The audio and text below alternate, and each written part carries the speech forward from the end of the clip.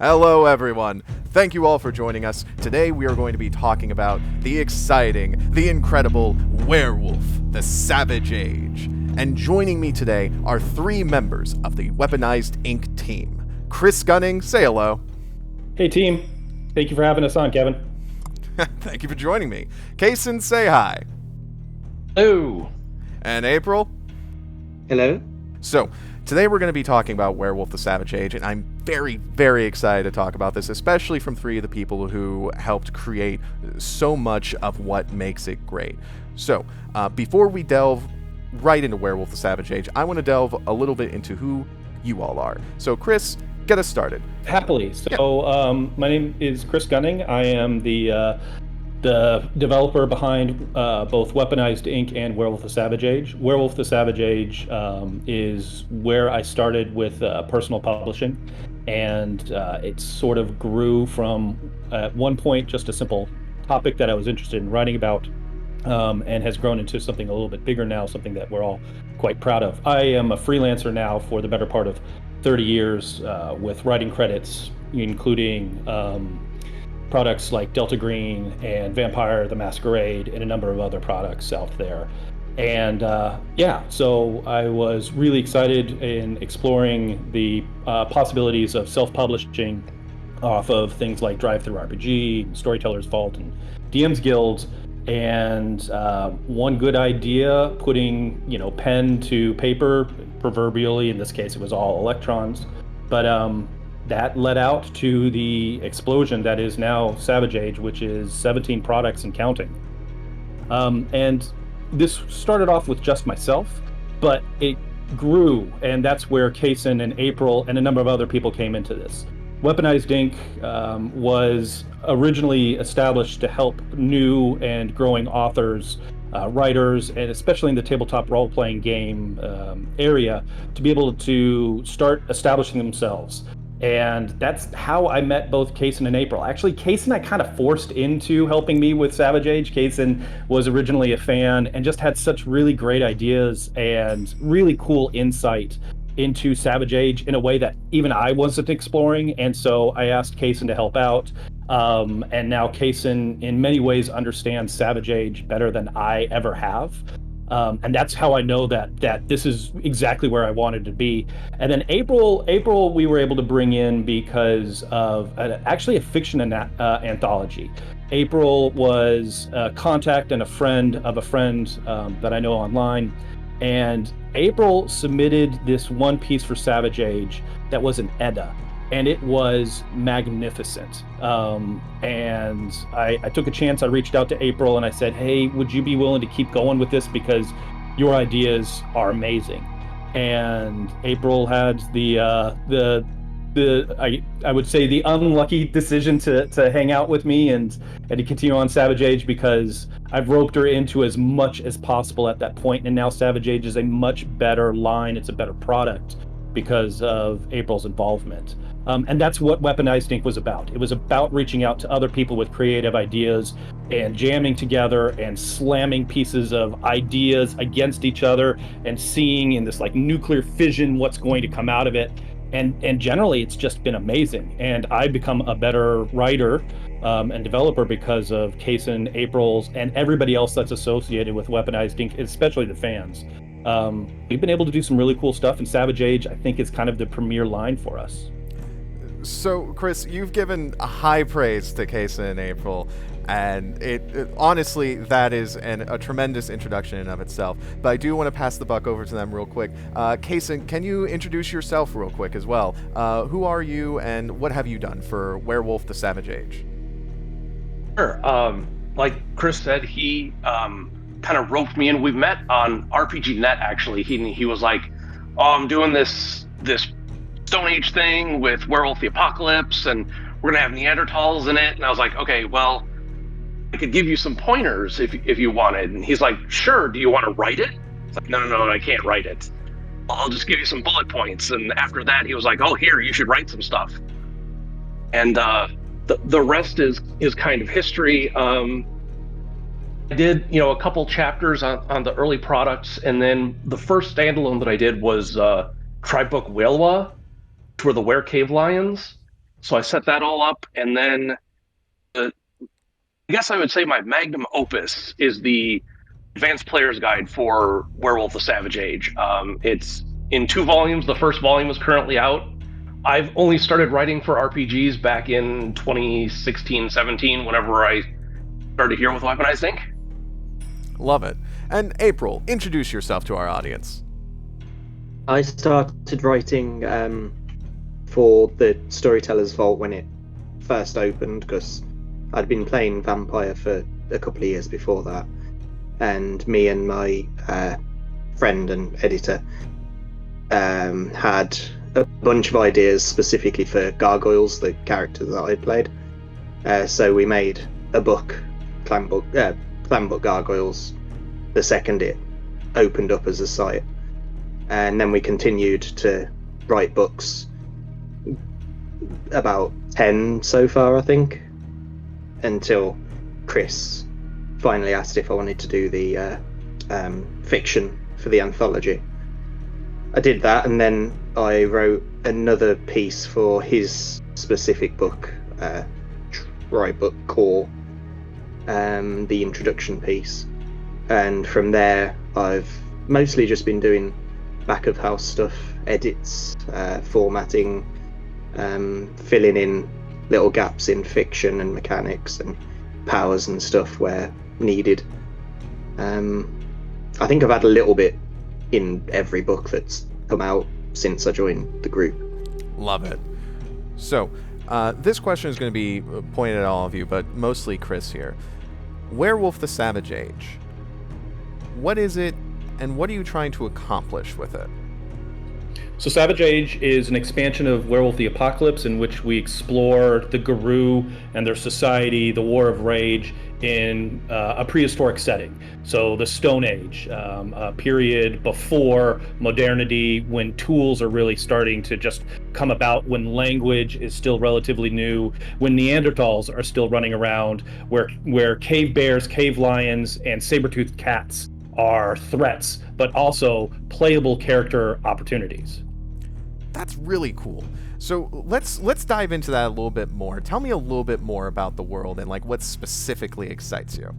So for Werewolf the Savage Age, what I get most excited about is the opportunities to play new and different types of characters, to explore the edges of the lore that were established in the canon Werewolf the Apocalypse products, and for us to lean into some of the themes that wouldn't be possible in the modern Knights types of chronicles, such as a real exploration of what the Umbra looks like, or what the Garou can do when they're just forming their culture, when these new ideas about what society and civilization all mean.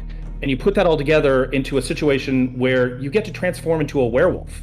You get to be this kind of unstopping killing machine. And what does that mean? What types of role-playing opportunities? What are the challenges that you're going to face as a player character when you can be this like embodiment of a living god, because you have these abilities to transform into the Garou, into Krynos form? At one hand, it probably sounds amazingly emancipating. It sounds like there's going to be all sorts of opportunities for you, and there are, but the challenges have changed as well. The challenges are just as big, just as dangerous, just as multifaceted, and you get to explore what those challenges are going to look like. So let's get into that real quick, and this is especially to all of you, but like, you know, you talk about these, the world is set in this like prehistory era, and there's also like certain things that you really wanted to get into. You all have, you know, put your fingers in the proverbial pot of like creating this world. What are some of the specific things about this world that like really excite you, or you really want people to know about? So in Werewolf the Apocalypse that I've been playing since 1992, the worm is corruption, right? And the worm is out of control. So what does it look like in a prehistoric setting before the worm becomes the corruptor?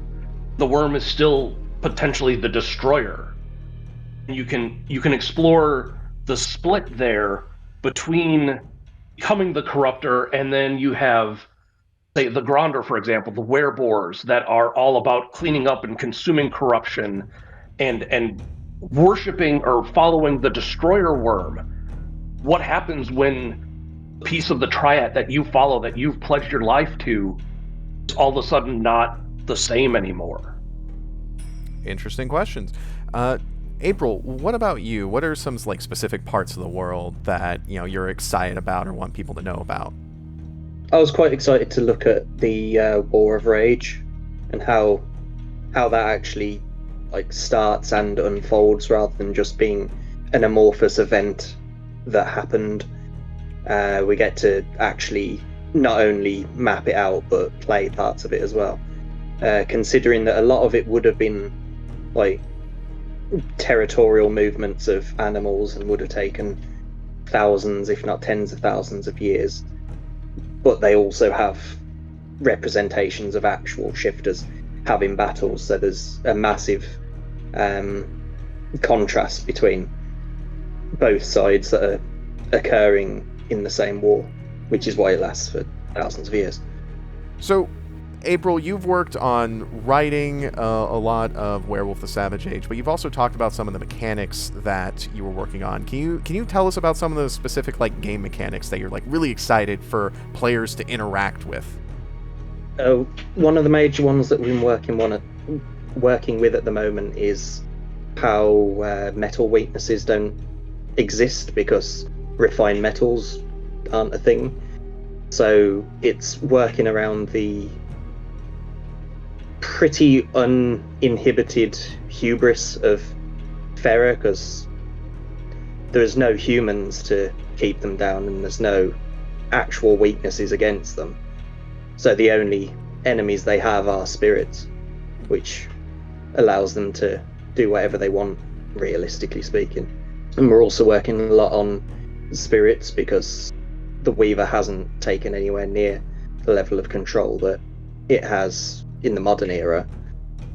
So there's a hell of a lot more that you can do with the spirit world in a world where the division between spirit and physical is barely existent.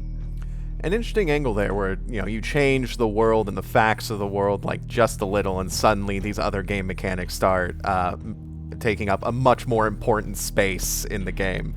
Cason, what about you? What mechanics are you really excited to show off? One of them was we came up with Tools of Extinction, which was a book of a bunch of fetishes, and we came up with this whole new class or a new way of looking at fetishes called a tiered fetish.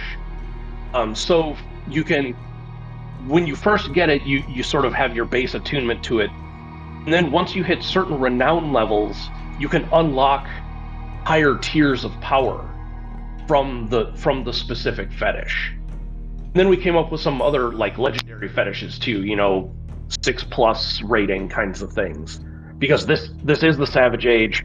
The spirits are so much closer and so much more ready and willing to work with the Farah, and War of Rage is kicking off, so you've got not only you as the Farah, but also your spirit allies want to get together and forward your goals.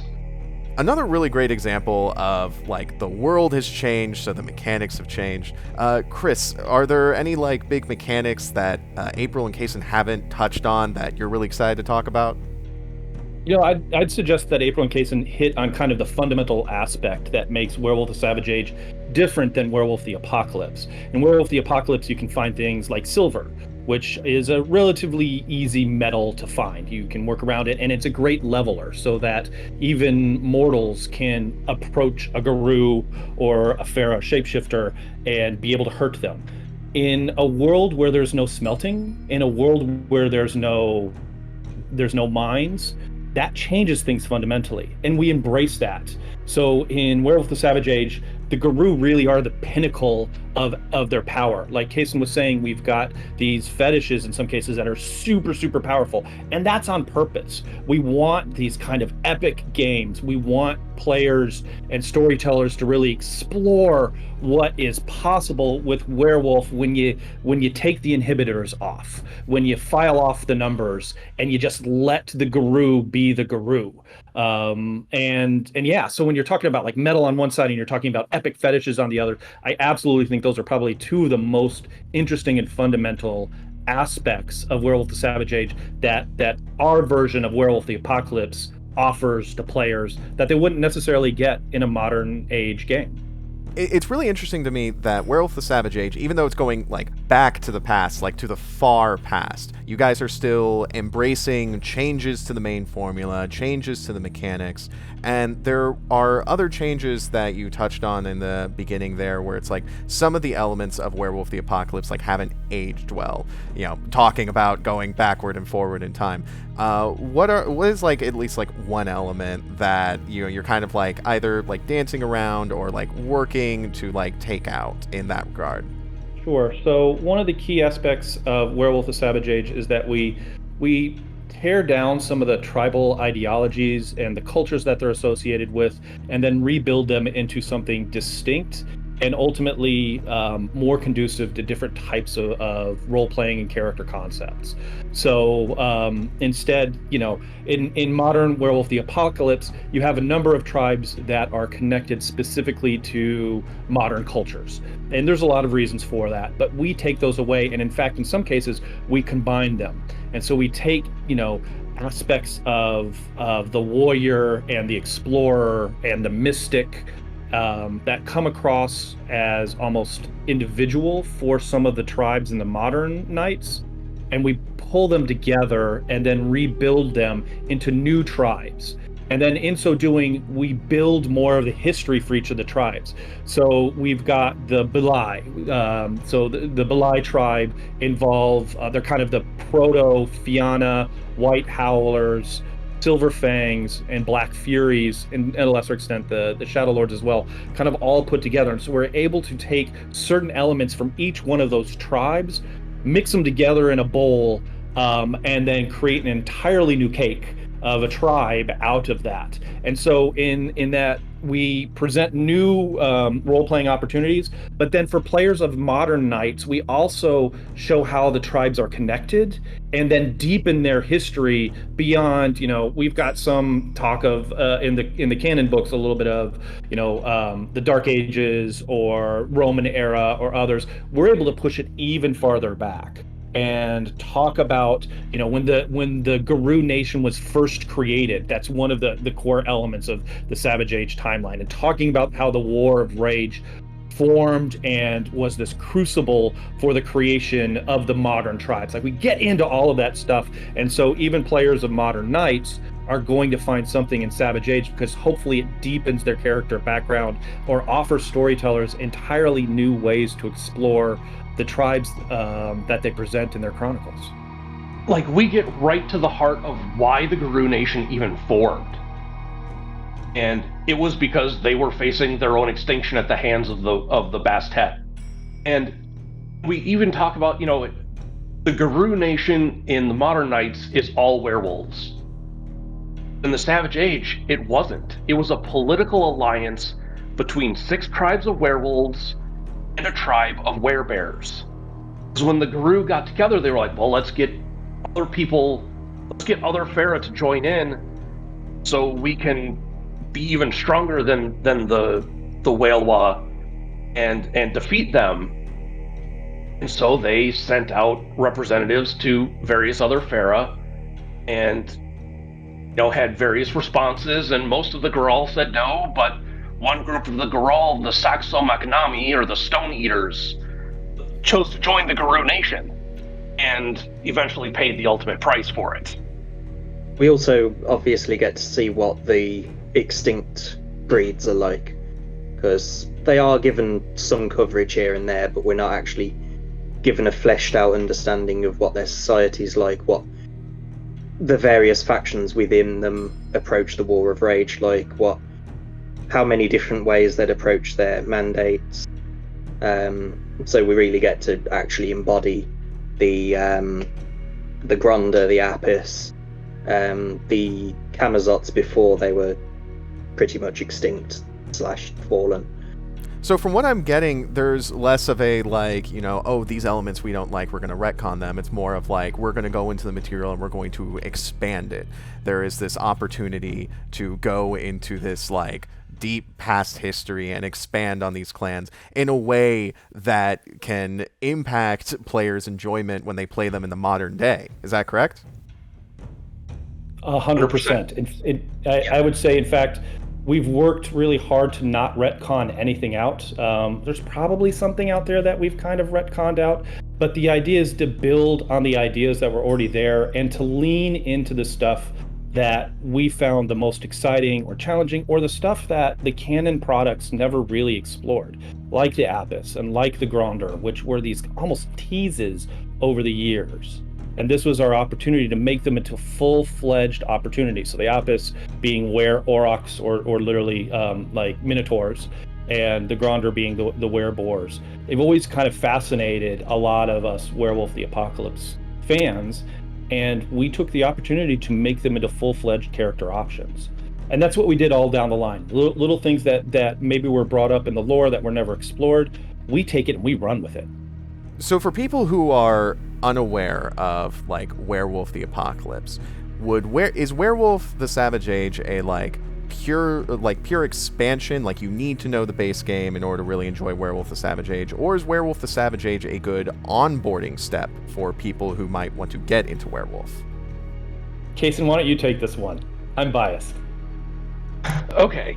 I would say if you have at least a passing familiarity with Werewolf would be advisable, but we do make it easy for brand new players to jump right in. We have a jump start called Broken Brother. It highlights a lot of the key elements that we've discussed in the show here. That's available through Storyteller's Vault as part of one of the bundles to get jumped right in. From the perspective of someone who knows nothing about prehistory, I do see it as very approachable as long as you know the actual storyteller's system. You can just make it all up because you have no worries about the massive restrictions that human society puts on werewolves and the fact that their culture is very much dying in this. You can go absolutely as far as you want to with anything, really. So werewolves are just free to, as Chris said earlier, be werewolves, which I think can be a hell of a lot more valuable to a storyteller.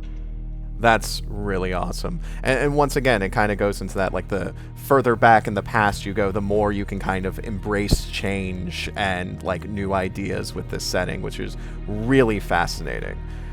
Thank you all for joining me today for this interview. And if you, the audience, want to learn more and hear more about Werewolf the Savage Age, about Weaponized Ink's line of products, definitely be sure to subscribe to this channel and check out the Weaponized Ink website, linked in the description. You can also check out Werewolf the Savage Age and its line of products through the Storyteller's Vault, which is also linked in the description.